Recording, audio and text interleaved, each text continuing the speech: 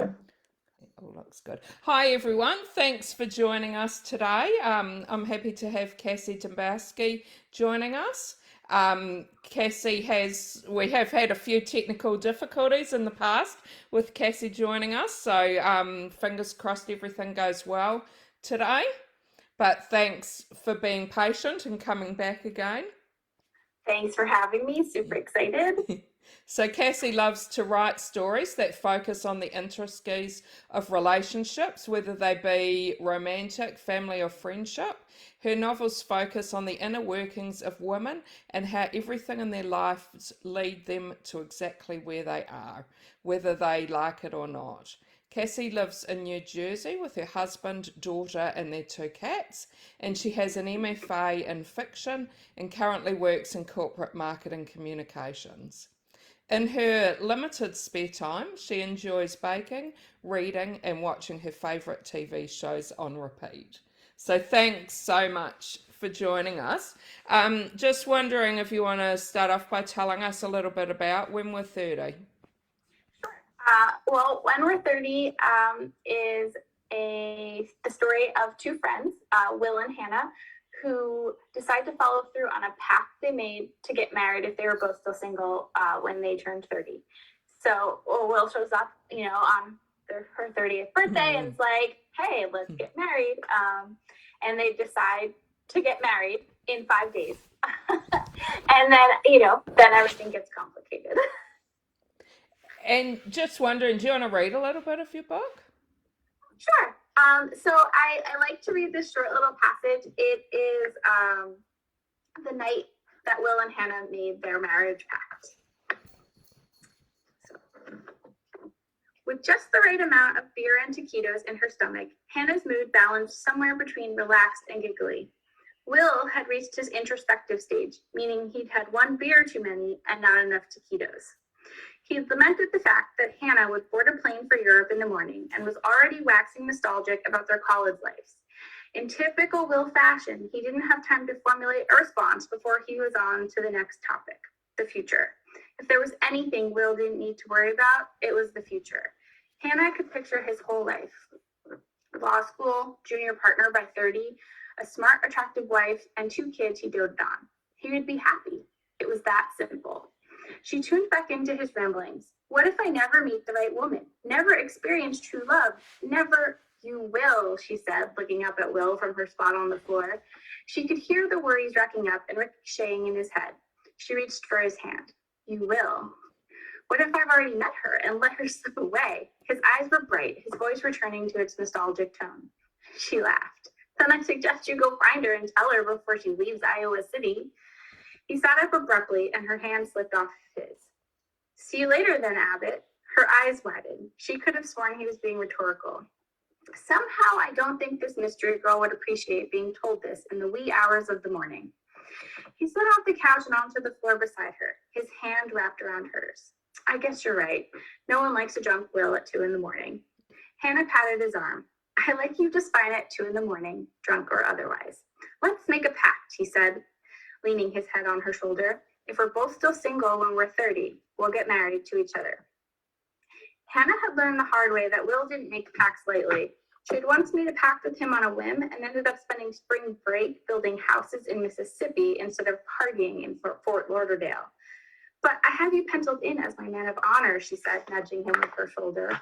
He laughed. I guarantee I will look much better in a tuxedo than a bridesmaid's dress. I don't know. She gave him a once-over. Plum would look good on you. He turned to her, his expression playful. Afraid to marry me, Abbott? She narrowed her eyes. He knew she liked a challenge, and there really wasn't a downside to this pact. By 30, she'd either be married already, or she'd get to marry Will. He wasn't bad to look at, and they had fun together. It could work. Fine, let's make a pact, she said, holding out her pinky finger. Without a pinky promise, there was no pact. Rules were rules. Instead of linking his pinky around hers, Will kissed her, soft and hesitant. He paused with his lips still on hers. They weren't friends who kissed. Hannah felt her heart speed up, confusion and longing and relief mixing in her veins. She leaned into the kiss, letting him deepen it just so. There had been a time when this was all she had wanted. Could it be that way again? Will pulled away, fixing her with a grin. I thought we should know what we were signing up for. She rolled her eyes, her heart rate dropping down to a normal pace. Just Will being Will, that's all. He pulled the sleeping bag over their legs. It was just the two of them and the silence, and then she felt him link his pinky with hers. Packed, sealed. Thanks so much for sharing it. That's a great introduction to everyone for your book. Just, do you want to tell us how you had the idea for this book? Sure. I was looking to write kind of like a trope story and like a high concept story. And I was throwing around a lot of different ideas. And, I just was like, okay, well, I don't have a married couple, but like they were so popular when I was in college. Oh, really? And, yeah. So I was like, okay, well, what if two people actually went through with it? But then what if they went through with it, but they hadn't been in contact for several years and they did it really fast? So, it wasn't like they got engaged and then like they hem and hawed, like they just got married, like, yep, we're married. And what would that look like? So that was kind of where that idea came from. Yeah. So you had some friends who made those sorts of pacts? I don't think I had anyone who actually made it, but I just feel like it was like one of those things that like was just always like there, right? Like you would joke with your friends, like, even like your girlfriends, like, oh, if we're not married by 50, we're getting married, or, but I didn't have one. And I'm trying to think if it was like in some movie, but I can't remember that it was. I think it was just this thing that like you did in college. Yeah. And we've got a few people watching, which is great. So just saying to the people watching, if you've got any questions, please type them in comments and I can read them out. I do have a question from Sharon. Sharon wonders how long it took you to write the book. So I wrote When We're 30 in about 10 months, I think. Yeah, it usually takes me between like 8 and 12 months to write a book, but I think this one was about 10. And that's with having another full-time job as well? Yeah. And when I wrote When We're 30, I had an infant. Oh, okay. So how do you organize your time to have some time to write? Do you not sleep? I was just kind of one of those people who like in grad school when, I was getting my MFA, I had 2 jobs. My grad school was like an hour away. So I just kind of learned to write like in these like small snatches of time. I would get off one job at 2 and I'd have to be at my other job at 5:30.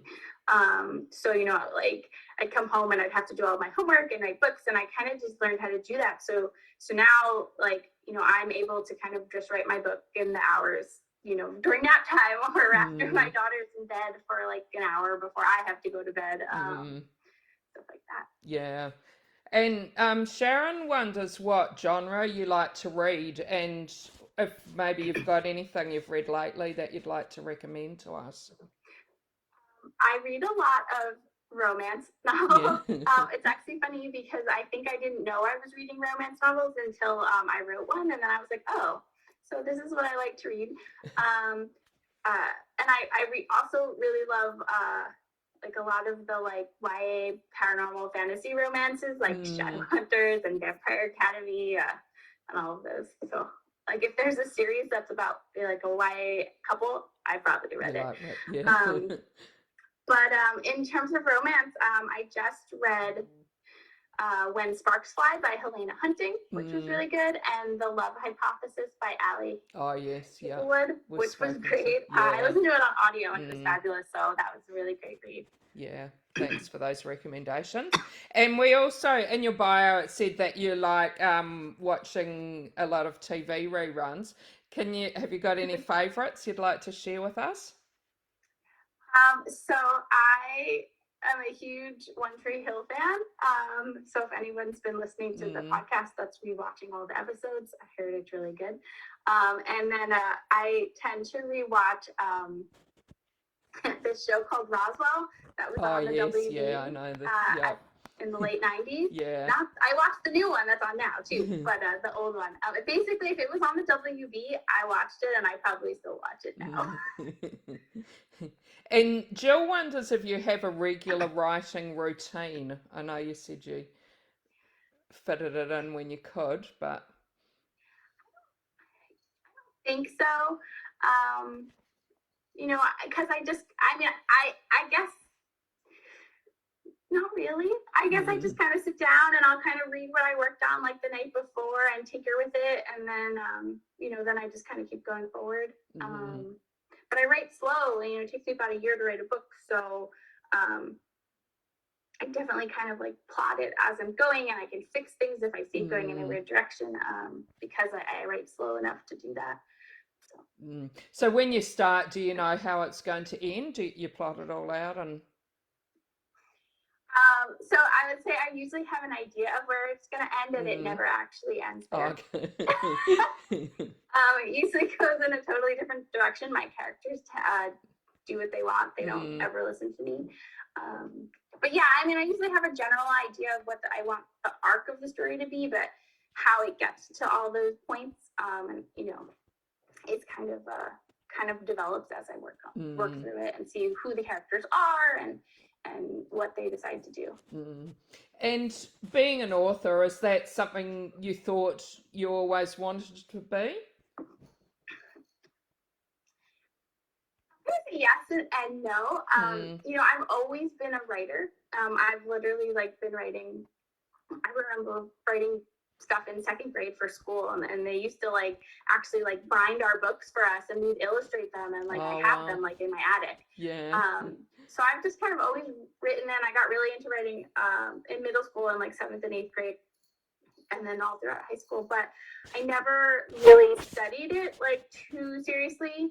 In college, I did journalism, and then until I got my MFA, because I was I need a job that's going to pay me money, and I can't be studying writing. And so I kind of took this really practical approach to making sure I got a degree that would get me a good job. And then I was you know what, now I'm going to go get my MFA.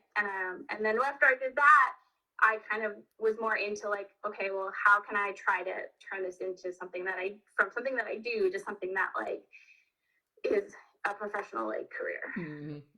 And how hard or easy was it for you to first get published? I saw that question before, and I'm trying to think of it was, I would say it was medium hard, I guess.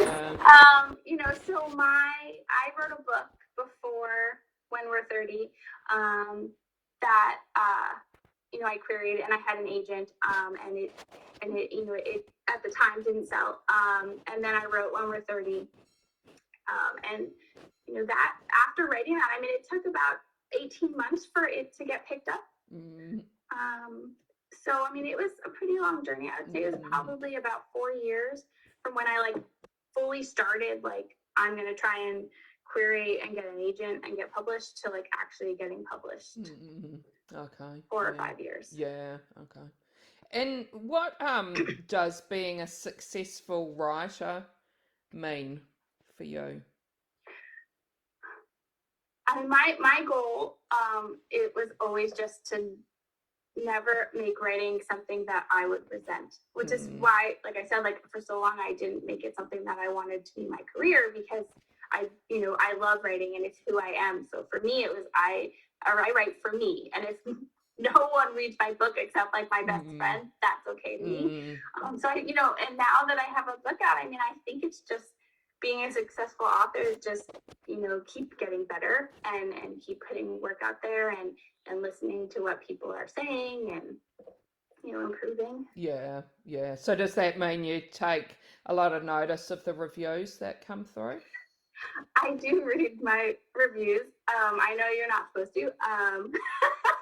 I tend to read them, but I take small things from them. I noticed that one thing I saw is like people in romance really, really love epilogues. Yeah. So I learned that. So, I make sure like my second book definitely has an epilogue and stuff like that. Yeah. So I paid attention to things like that. And, there's just romance is such a broad genre. So it's interesting to kind of see the different things people had to say. And do you have a romance author that you look up to or aspire to be? I think so. I mean, I have authors that I really enjoy reading their books. Like I love Abby Jimenez, and this year, I guess last year, I started reading Helena Hunting, and I've read a bunch of her books, and I love her books. Yeah. I think I more have like I'm more like fangirl over authors than like aspire to be anyone in particular. Yeah. And Sharon wonders if you're working on something at the moment, and if you can tell us about it. I am. So in 2021, first I'll say I am in the middle of content edits for book 2, and it's so much fun, and I can't wait to share it with everybody when it's ready. I just introduced the 2 main characters, the couple, on my Instagram yesterday. So that's out there, but it's a second chance romance, and it's a book that's really close to my heart because it was my MFA thesis it started as my MFA thesis, and it's definitely gone complete romance now.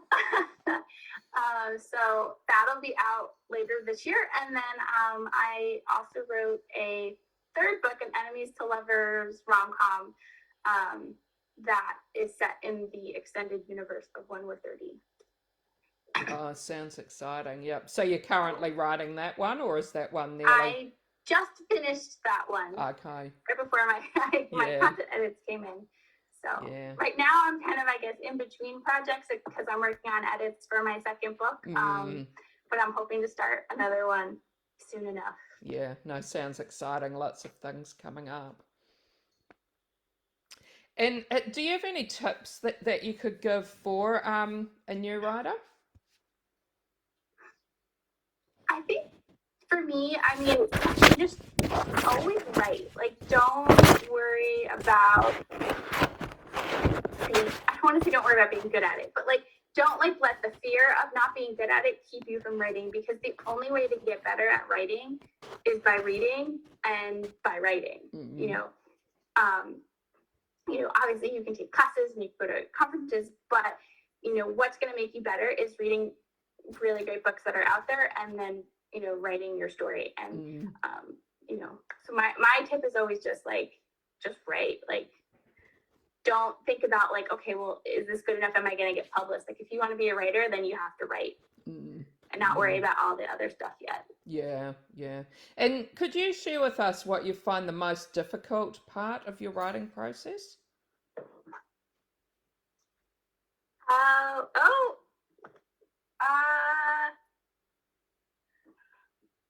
I guess maybe like the time I wish I was one of those people who could like sit for 8 hours and just just write all day. Or like everyone who does nano, I cannot nano. Like I can do like, they have like the summer sessions where you can do like your own word count, and I can maybe get like, I think the most I ever got was like 20,000 words. But if I tried to do the actual November like National Novel Writing Month competition, I will literally write like 2,000 words the whole month. So I guess like for me, like I just have to like write at my own pace, like and it takes a long time. Like, I wish I could like roll out a book in 3 months. And Jill wonders if you have a favorite character from your novels. I like them all for different reasons. I mean, I'm pretty partial to Hannah. She's pretty fun. And When We're 30, she's a music journalist for like this indie alternative rock magazine, which is like one of my like alternate life dream jobs. Mm. Wanted to like work for Rolling Stone or something, Yeah. or the alternative press.